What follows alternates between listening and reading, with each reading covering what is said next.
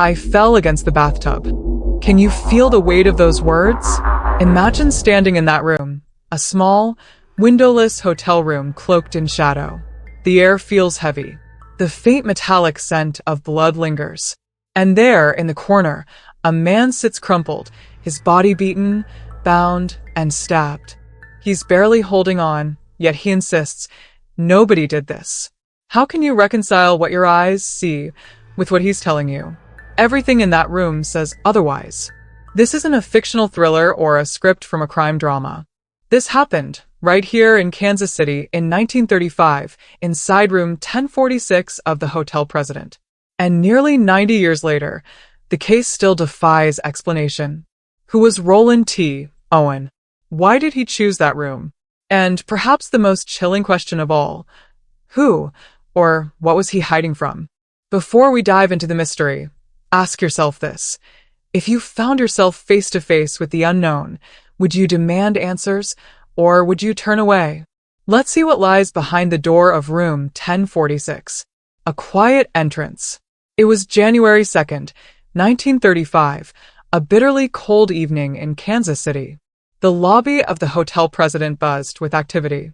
It was a luxurious place, the kind of hotel where guests dressed to impress and bellboys hustled to serve. Amid the crowd, a young man stepped up to the front desk. He was clean-shaven, with a slight build and dark, piercing eyes. He spoke calmly and politely, identifying himself as Roland T. Owen.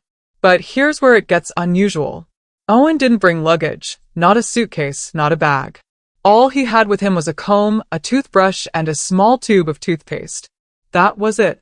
He requested an interior room, one with no windows to the outside. Rooms like this were cheaper, darker, and far less appealing to most travelers. But for Owen, it seemed ideal. The bellboy escorted him to room 1046, a modest space with a single bed, a desk, and a small bathroom. As the door clicked shut behind him, Owen placed his belongings neatly on the dresser and gave one simple instruction: lock the door on your way out. To the staff, Owen seemed polite but distant. He wasn't the kind of guest who drew attention. But in just a few days, he would become the focus of one of the strangest mysteries the city had ever seen. Signs of a hidden life. Over the next 2 days, hotel staff began to notice something peculiar about Owen. He rarely left his room, and when he did, he seemed distracted, his eyes darting around as though he was expecting to see someone, or trying to avoid them. The maid, Mary Soptic, had her own encounters with him. On January 3rd, she entered room 1046 to clean. Owen was sitting quietly in a chair, staring at the floor. He didn't move, barely acknowledging her presence. When Mary offered to leave fresh towels, he refused, saying, "No, don't bother. I'm expecting someone." Later that day, when Mary returned to check on the room again, she noticed a small note on the desk. It read, "Don't come now. Wait until later." By evening, the hotel staff began hearing strange reports from the guests staying near room 1046. Some heard muffled voices. Others claimed it sounded like an argument between two men. At one point, a loud thud was heard. But after that, silence fell over the room. A scene of horror. The morning of January 4th began like any other. The lobby was bustling, guests were coming and going, and the staff was busy with their daily tasks. But there was one problem. The phone in room 1046 had been off the hook since the night before. A bellboy was sent to check on the guest. When he knocked on the door, a faint voice called out, "Come in." But the door was locked from the inside. The bellboy knocked again, but this time there was no response. The hotel staff decided to force the door open. Inside, the room was a nightmare. Blood streaked the walls and floor. The telephone had been ripped from the wall, and furniture was overturned. Roland T. Owen was crumpled near the bathroom, barely conscious. His wrists and ankles were tied with cords.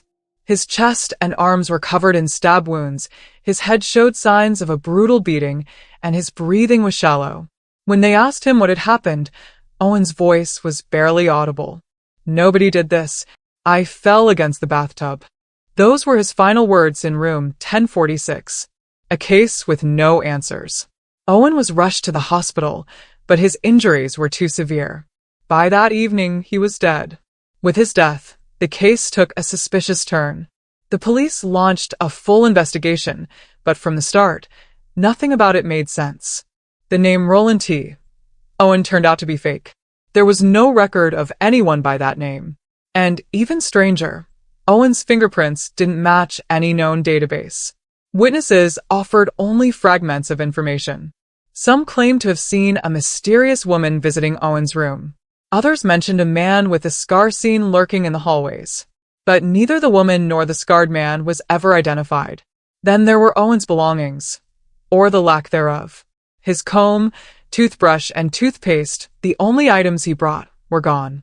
The police had no suspects, no motive, and no clear answers. Theories of a troubled life. The investigation yielded several theories, but none could fully explain the events in room 1046. A love affair gone wrong. One theory suggested that Owen had been involved in a secret relationship, possibly with the unidentified woman seen near his room. Could jealousy or betrayal have led to his violent death? A mob connection. The 1930s were a time of mob activity in Kansas City. Some believed Owen might have been connected to organized crime, either as an informant or someone who crossed the wrong people. A stranger's revenge. There were whispers that Owen was running from a dark past. His decision to use a fake name and hide in a windowless room hinted at someone desperate to stay out of sight. Weeks after his death, the case took an even stranger turn. An anonymous caller contacted a local florist and offered to pay for Owen's funeral. The caller refused to give their name, saying only he got into a terrible mess. The funeral went ahead, paid for by an unknown benefactor. At the gravesite, a bouquet of flowers arrived with a note, "Love forever, Louise." A name revealed.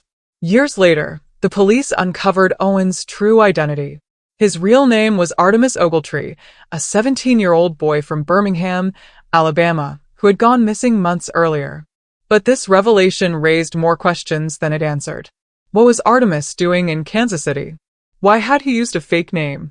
And why did he meet such a violent end? Even with this breakthrough, the mystery remained unsolved. Artemis's family had no answers, and the events of room 1046 continued to baffle investigators and armchair detectives alike. Conclusion: Room 1046 isn't just a story of a brutal crime. It's a story of secrets, hidden identities, and unanswered questions. Every detail leaves you wondering, who was Artemis Ogletree really? Was he the victim of a love affair, a mob hit, or something even darker? What do you think? Could you solve the mystery of room 1046? Share your thoughts in the comments below. If you enjoy unraveling mysteries like this, don't forget to like, subscribe, and check out our other videos.